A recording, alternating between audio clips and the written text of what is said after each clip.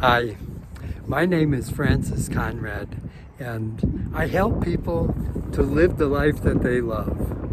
And today I'm going to shift my focus a little bit off of, my usual perspective of being a travel coach, and I'm going to use my background as a therapist. I worked for 35 years as a licensed clinical therapist, and people would come to me, and they would come because they'd say, my life is upside down, it's falling apart, I don't know what to do, it's really bothering me, my energy's going down, I can't function right.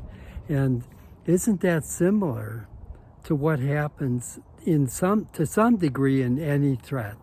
And right now we're dealing with a major threat in this global coronavirus issue. So some of what I've learned as a therapist, I think, can be really helpful. But this applies to any type of situation. When people are overseas and we're traveling together and I'm functioning, I have a different hat. My hat is I'm a travel coach. I'm aware of the fact that they're needing to be prepared to deal with what we call culture shock. Culture shock is the version of threat that can really throw a person off their grounding, off their centeredness when they travel. Well, the coronavirus is the equivalent that can throw us off of our grounding because it's so unexpected. So many of us are quarantined. We've never had to deal with anything like this before. So here we are, and let me start this conversation by talking about what we know about the brain. As a therapist, that's something that has always been of interest, is how does the brain function? And when we're dealing with change, how do we end up understanding what we're doing and how things are being processed in here behind our eyes, between our ears, in the brain. So I'm going to give you like a crash course in the way we talk about the brain, and it's extremely simplified. But I don't think we need a real complicated explanation for what we're doing today. So here we go. Where does the brain start? So most of the time we think of here all the way up here. And that's definitely the brain. But let's now take it from here all the way down the spine, because our brain really includes our spine. Messages for our brain start and come into our spine and travel up. And they come to this bottom part up here that can be called the reticular activating system.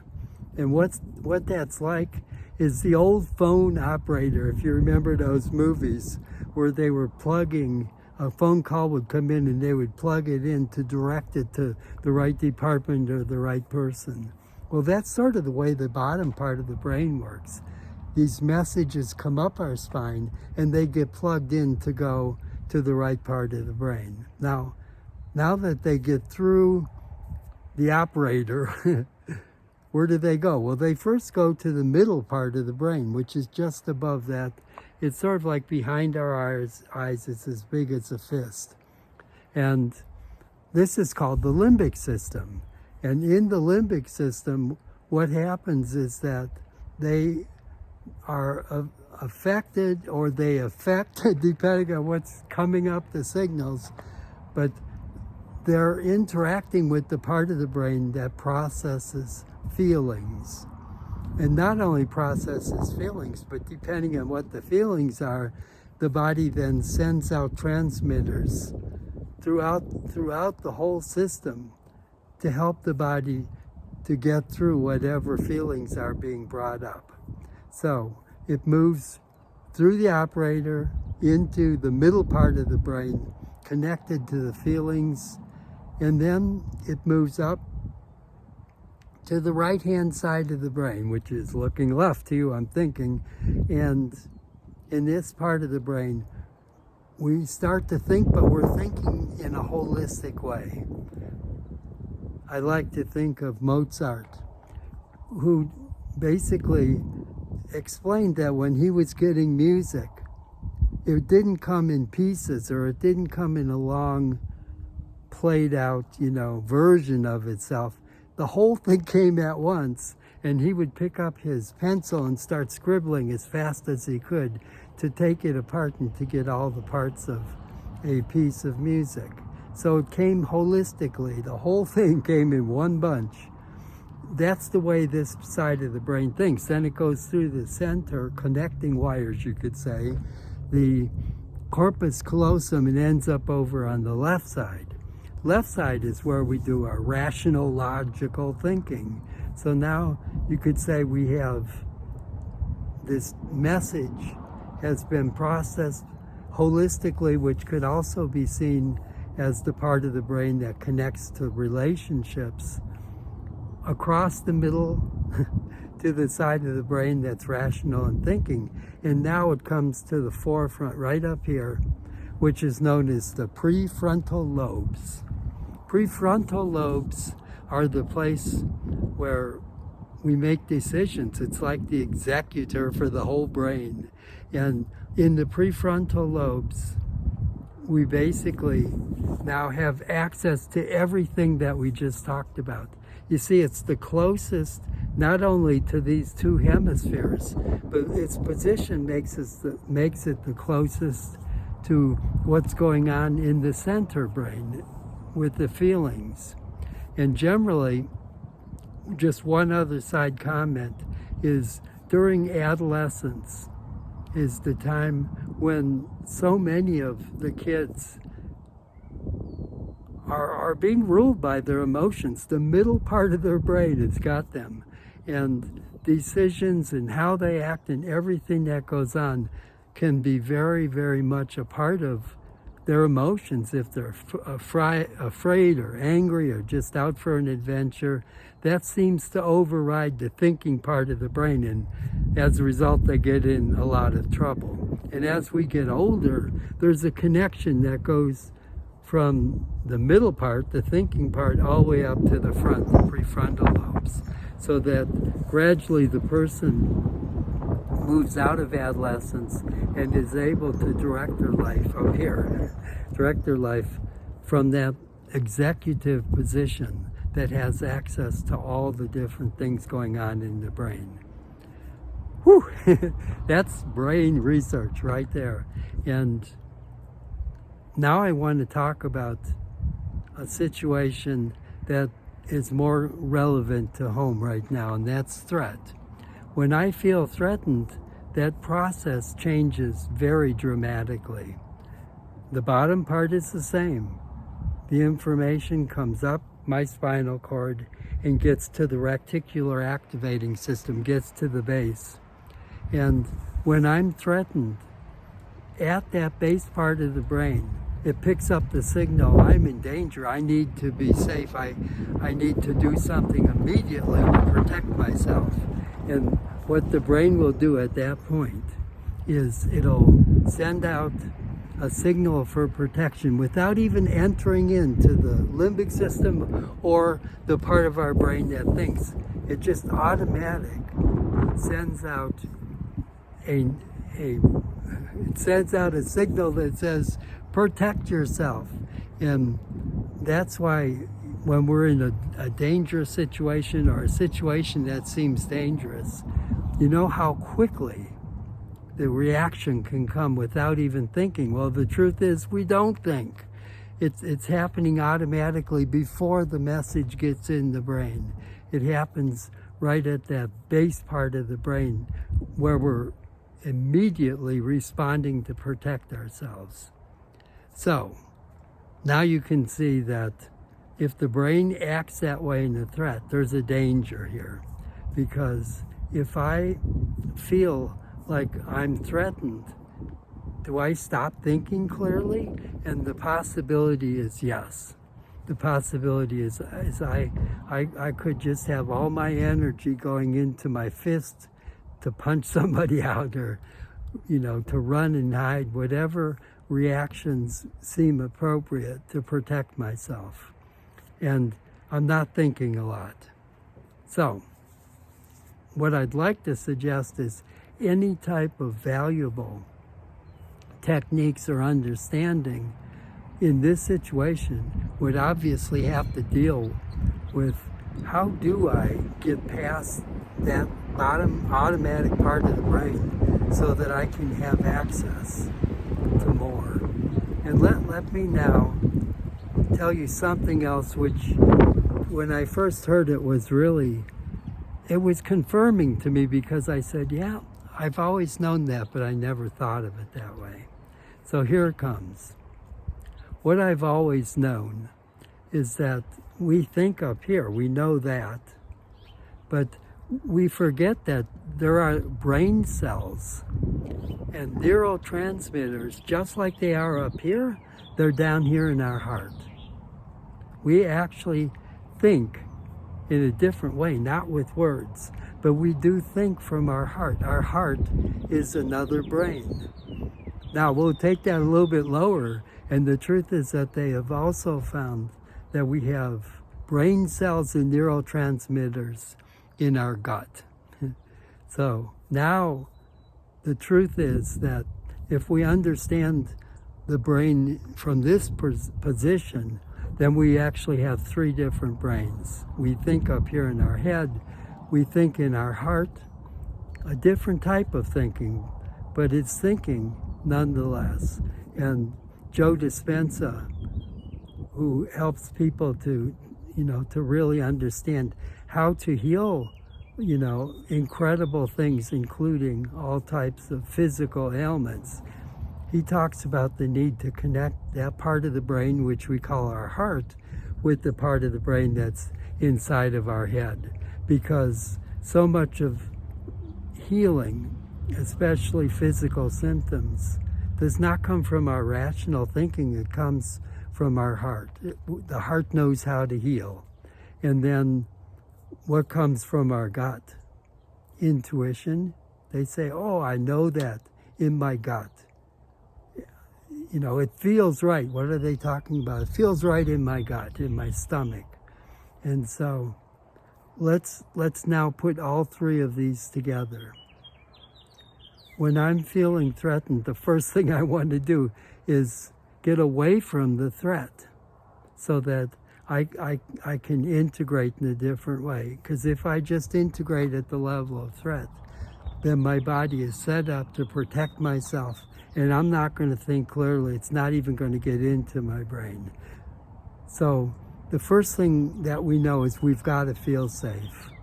We've got to get ourselves, what I learned in the martial arts is we've got to be grounded. We have to have our feet solid under us on the ground.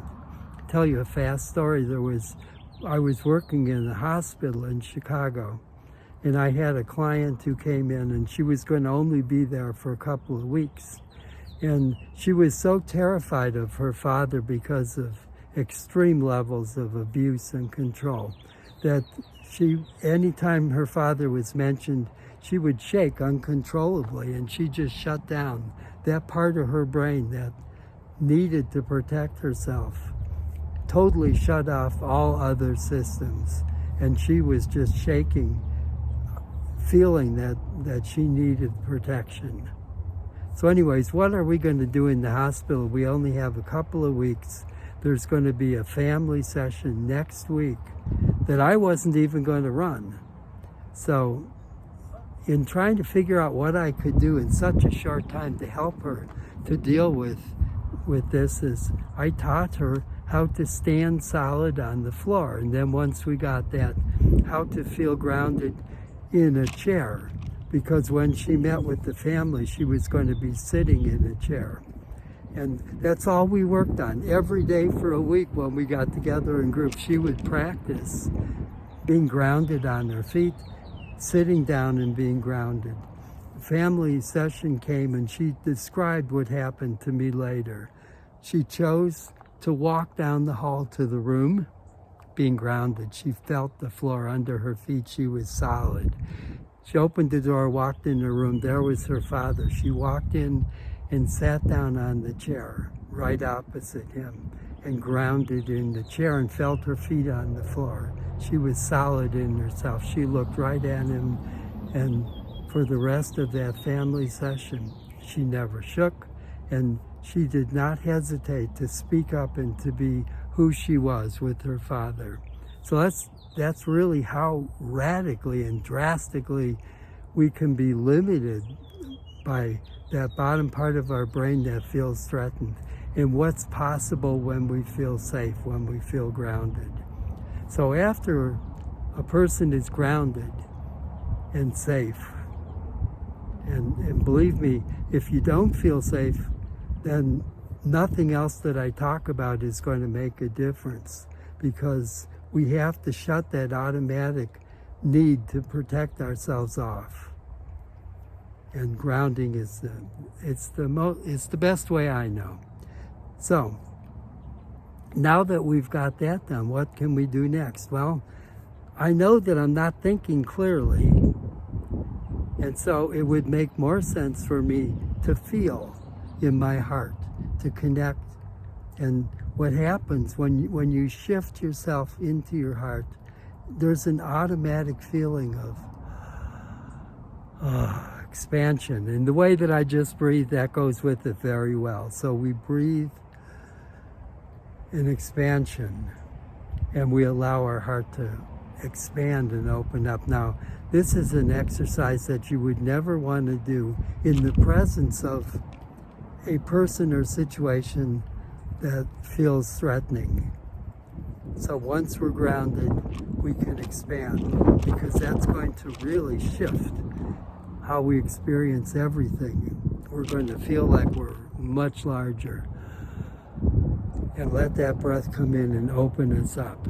Once we're opened up, what we've activated is that thinking system within our heart, which knows how to handle things, and which now not only feels solid and grounded, but at this point feels like as if we're connected. Now, once a person is connected and they're solid, then what we could do is we can then take what's going on and look at it objectively, which means that we now have permission. Our heart gives us permission, and our need to protect ourselves is being handled because we're grounded and we feel safe. So now we can come back at things and look at them up here. The guy who makes the decisions, the prefrontal lobes, allow our thinking to open up, and what makes the most sense is to look at things objectively and to see it clearly now. What am I dealing with? And once I have that, I'm integrated. What do I mean by integrated? I mean all three brains are working together. I'm solid. The lower gut feeling is I can trust that this is going to come out okay. My heart is open.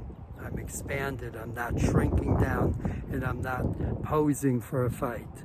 And then it comes through my whole cortex and my middle brain, the limbic system, that I can integrate everything that's going on, think clearly, and be able to deal with this in an integrated way, because all three brains, the head, the heart, and the gut, are working together.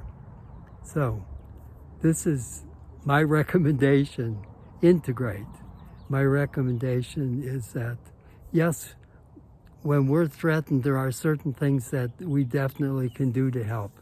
But the other side of it is that the real potential comes when we have our brains, all three brains working, and we're able to approach our life with an openness and clarity. We're still being wise to what's going on. And this will give us the best way in a time of crisis, the best way to live the life we love. So thank you, and I appreciate you know, all the ways that my experience as a traveler, but also my experience as a therapist, helps me to get through times like this and to be a support for others. Thank you again.